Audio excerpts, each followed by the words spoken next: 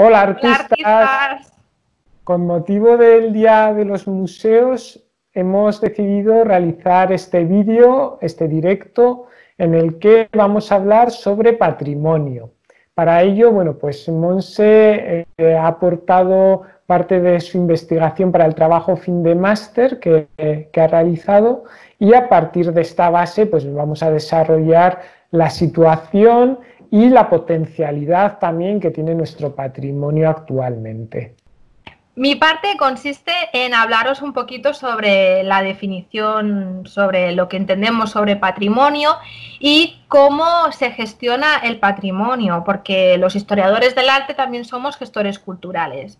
Entonces, es muy importante reivindicar nuestro trabajo como gestores culturales porque es la única manera pues, que este patrimonio lo podamos conocer, proteger y conservar y difundir de manera eficiente para las personas que existen ahora, pero también su preservación para el futuro, ¿no?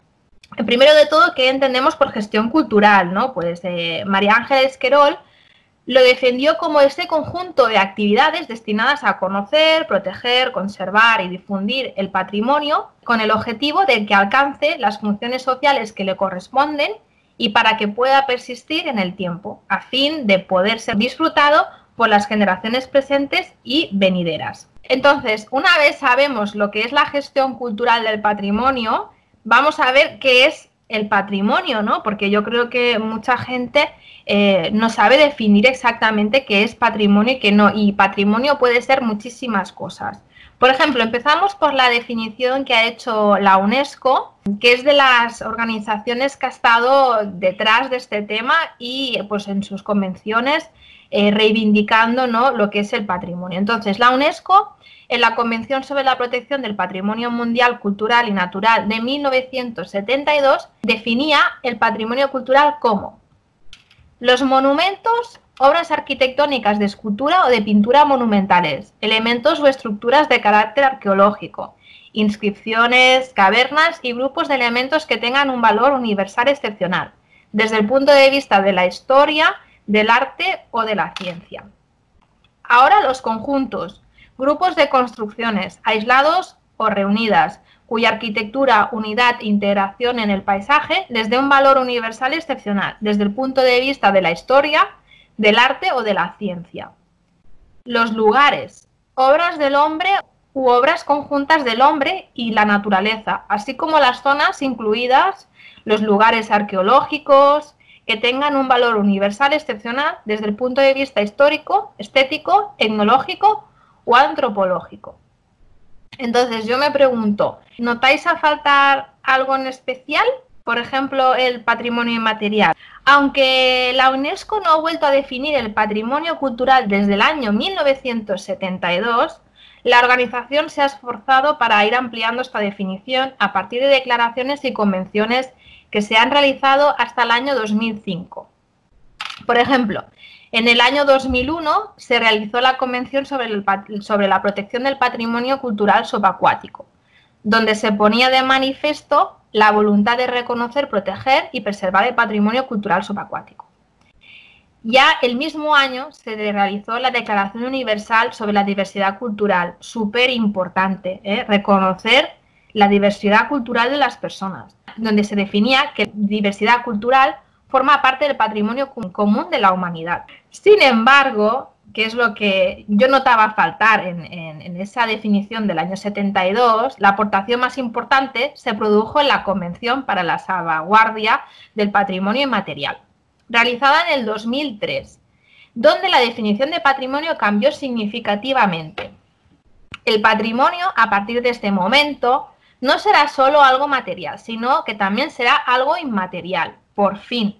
Por lo tanto, todas las tradiciones y expresiones orales, artes del espectáculo, rituales, actos festivos, conocimientos y usos relacionados con la naturaleza y el universo y técnicas artesanales tradicionales formarán parte de esta definición de patrimonio. También se estableció la lucha por la salvaguardia respecto a sensibilización, reconocimiento y cooperación y asistencia internacional de este patrimonio inmaterial. La última ampliación del concepto de patrimonio fue en el año 2005 en la Convención sobre la Protección y la Promoción de la Diversidad de las Expresiones Culturales. Bueno, ¿y qué pasa a nivel español?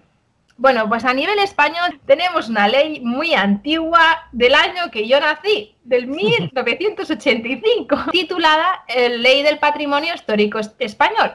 ¿Cómo define la ley el patrimonio español? Pues los inmuebles, los objetos muebles de interés artístico, histórico, paleontológico, arquitectónico, etnográfico, científico o técnico. También forman parte del mismo el patrimonio documental y bibliográfico. Esto está muy bien.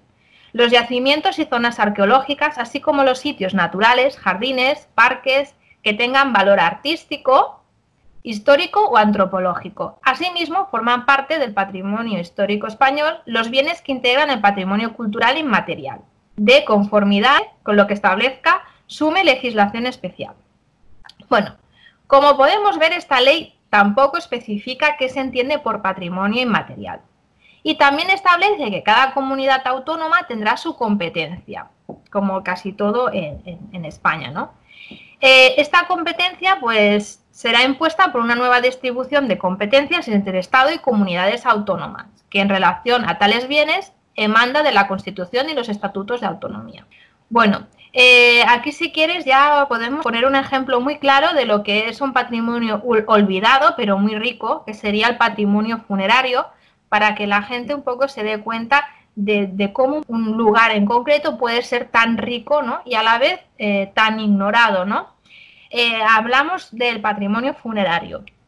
El patrimonio funerario hay mucha gente que le da pues como yuyu, tiene muchos tabús, porque no quieren ir a los cementerios, porque, bueno, pues porque les da mucho miedo, les da impresión, y yo siempre les digo, bueno, pero bien vas a ver las catedrales y bien vas a ver las iglesias. Bueno, pues en las catedrales está lleno de panteones y está lleno de fosas comunes de la gente que vivió en esa época, y las plazas que hay alrededor de estas mismas catedrales o iglesias también son cementerios, lo que pasa es que están ocultos. Es un poco curioso, ¿no? Que entonces ya me reflexionan y dicen, uy, pues sí, pues tienes razón, ¿no?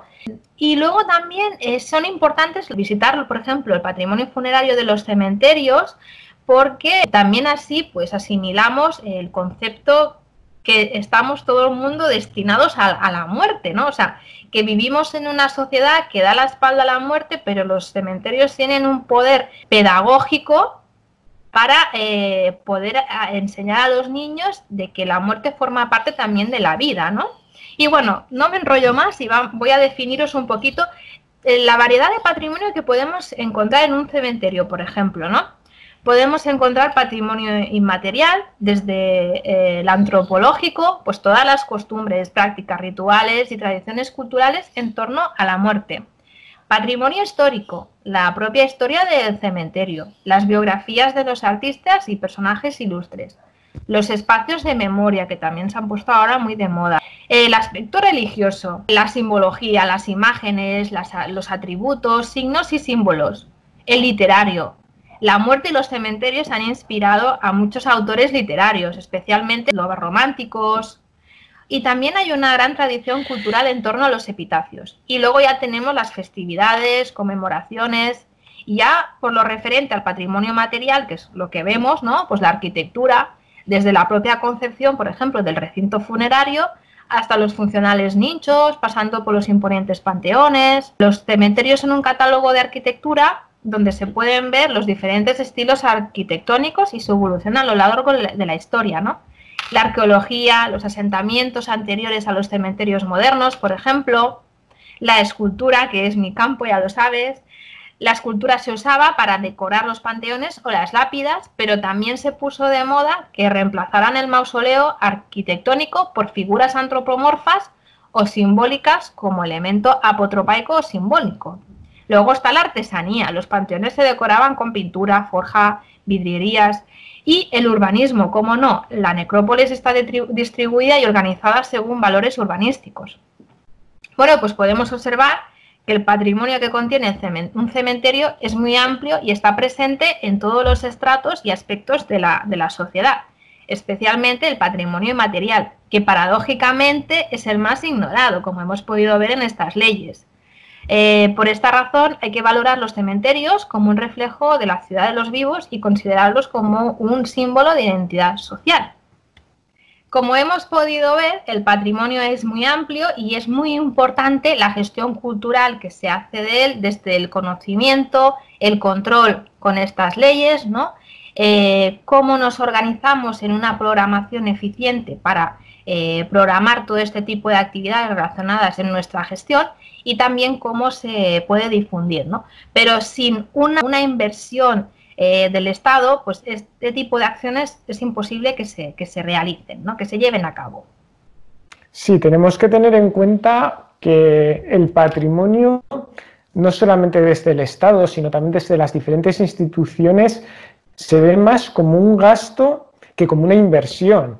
Tenemos que pensar que España es considerado el tercer país del mundo con mayor patrimonio, después de China y de Italia. Entonces, esto es una fuente de riqueza. De hecho, mucha gente viene a España a hacer turismo en busca de sol y playa, pero también el turismo cultural tiene una gran importancia. Evidentemente, por eso, claro. Ese patrimonio hay que ponerlo en valor, hay que mantenerlo en condiciones. Has comentado del patrimonio dentro de los cementerios. Los cementerios, por ejemplo, en Cataluña tenéis una fuente de explotación desde el punto de vista cultural muy importante, puesto que allí, después de esa planificación que comentabas en el siglo XIX de estos cementerios, trabajaron grandes escultores, grandes arquitectos que diseñaron los panteones, y eso es una fuente patrimonial importante también desde el punto de vista de grandes artistas, como veíamos el otro día con el Panteón Urrutia, ¿no? Que habían trabajado en un panteón, y ese patrimonio está muy olvidado, en muchas ocasiones descuidado, no tiene un mantenimiento y una conservación adecuada, y es algo que, bueno, también hay que invertir en ello y hay que potenciar. Sí. No solamente en los cementerios, ya digo, esto es una inversión. Has comentado antes el tema de las catedrales. Sí que, por ejemplo, en Vitoria se ha hecho una inversión muy importante en la Catedral Santa María, se ha hecho un proyecto en el que se ha recuperado un edificio que, de no haber sido de esta manera, probablemente hubiese colapsado, y bueno, es un proyecto muy interesante. Pero es que en Vitoria tenemos muchísimo más patrimonio que la Catedral de Santa María, y bueno, pues se ha quedado ahí un poco olvidado. En el casco medieval pues hay palacios, hay edificios que no se ha invertido en ellos. Claro, al final, si creamos una red, digamos, ¿no?, dentro del casco medieval, en este caso de mi ciudad, que sea atractiva para el turismo cultural, al final la gente viene, pernocta en la ciudad, va a comer, va a cenar. Eso al final conlleva también unos ingresos de cara, pues, a la hostelería y a otros servicios. Entonces, es que el patrimonio perdona, el patrimonio se debería ver como un motor de la economía, y las propias instituciones que viven de él deberían invertir en él. O sea, es una relación recíproca al final, y se va a los sitios que el patrimonio está cuidado, entonces es importante, pues, que se cambie ese concepto, ¿no?, y se valore el estudio del patrimonio, y que incluso se vea como un motor de la economía, como es. Como hay que conservarlo, hay que mantenerlo, a priori en un primer momento supone un gasto, entre comillas, pero que es una inversión, porque eso luego te va a generar unos ingresos que van a reactivar el motor de la economía. Entonces, por eso es tan importante el mantener y el conservar el patrimonio, ¿no? Y también, bueno, pues tenemos que aprender un poco del pasado. ¿Qué pasó en el siglo XIX?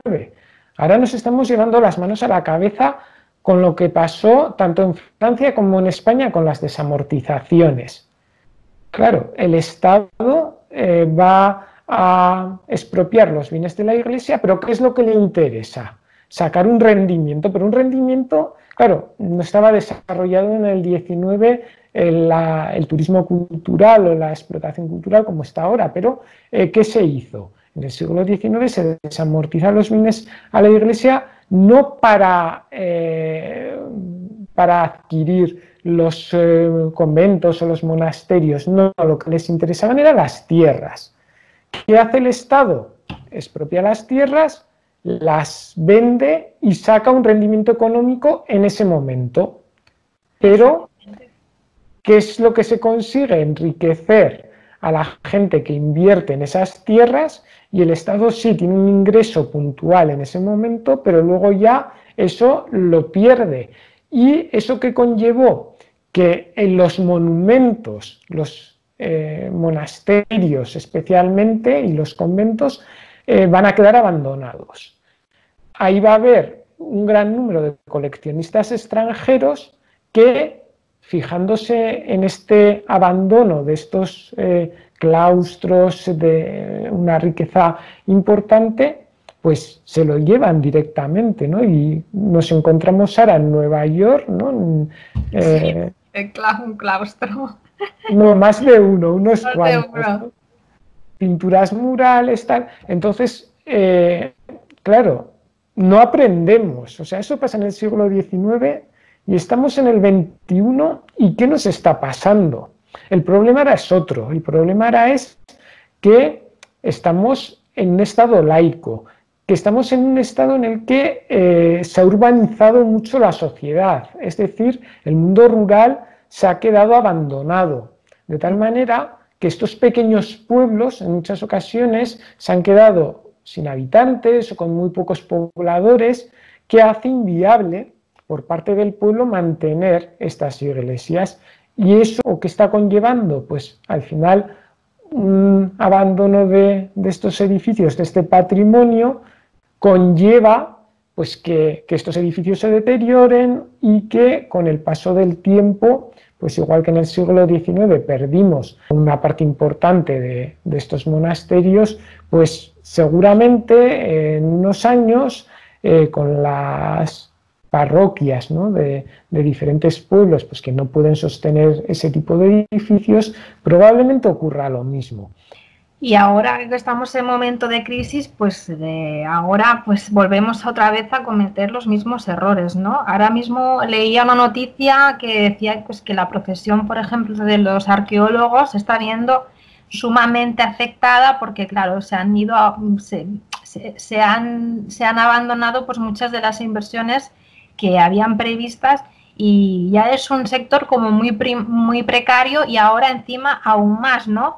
Lo mismo está pasando un poco con los historiadores del arte, ¿no? Ahora mismo nosotros somos como el patrimonio que tenemos que rescatar, ¿no? Porque, claro, si es una profesión que ya también trabajamos muy precariamente, ¿no? Imagínate ahora con esta crisis, y otra vez es que tenemos que seguir manteniendo la cultura y manteniendo estos espacios y manteniendo a la gente que los está conservando, protegiendo, difundiendo, porque es que si no, si se ha demostrado que la cultura es lo que nos ha mantenido sobre todo distraídos, ha sido terapéutica la cultura. Se han abierto un montón de posibilidad de ver virtualmente muchísimos monumentos, se han hecho público muchísimos fondos de biblioteca. Quiero decir que la cultura nos ha salvado, ¿no? Pues por lo tanto también, aunque estemos en crisis, es súper importante que el patrimonio siga siendo conservado como hasta ahora, incluso más, ¿no? Siempre queremos más, ¿no? Y sobre todo salvar nuestra profesión de historiadores del arte o arqueólogos, toda la gente que trabaja en el mundo cultural. Lo que pasa que esto tenemos que ir un poco al inicio otra vez. Sí. Mientras que no se valore el patrimonio como una inversión, como algo que genera riqueza, siempre parece que los que nos dedicamos al mundo cultural tenemos que trabajar, nunca mejor dicho, por amor al arte. Exactamente. Yo voy a explicar mi caso. Yo pues mira, ahora mismo voy a cumplir 35 años, tengo una carrera y un máster, he hecho conferencias, he publicado artículos y de momento aún no me han dado ni un euro por todo lo que he hecho. O sea, aún no he cobrado como historiadora del arte. Yo tengo otro trabajo que es el que me da de comer y todo esto lo hago pues por amor al arte, porque esto es lo que nos define sobre todo a los historiadores del arte. Somos una carrera vocacional. Hemos hecho una carrera que nos apasiona y nos llena por dentro. Y sigo en este mundillo por eso. Pero sí que es cierto que es que el problema de lo que está pasando ahora mismo, que muchísimos historiadores y también arqueólogos están ahora mismo arruinados la mayoría porque están o en ERTE o los han suspendido el contrato, muchos estaban como autónomos. Esto es lo que hace realmente es que si ya éramos precarios, ahora somos aún más precarios. Yo sí que es cierto que he estado trabajando en sitios relacionados con el arte, por decirlo de alguna manera, atención al público o lo que sea, sí que me llenaba porque estaba a lo mejor conectada con este mundo, pero es que me estaban pagando por 40 horas el salario mínimo de hace bastantes años, de la crisis, que eran 600 euros. Ya me dirás tú, ¿quién puede sobrevivir con eso? Entonces al final pues tomé la decisión y dije, bueno, pues trabajo de otra cosa que me dé un salario mejor, que yo pueda vivir de ello.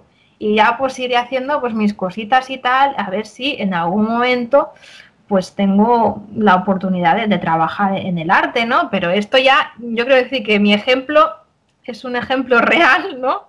De cómo está la situación, que la situación empieza pues eso, del mal mantenimiento y la poca valorización del patrimonio, y nosotros tampoco estamos, ya cogemos esa línea que tampoco estamos tan valorados. Siempre hay excepciones, evidentemente, siempre las hay, ¿no?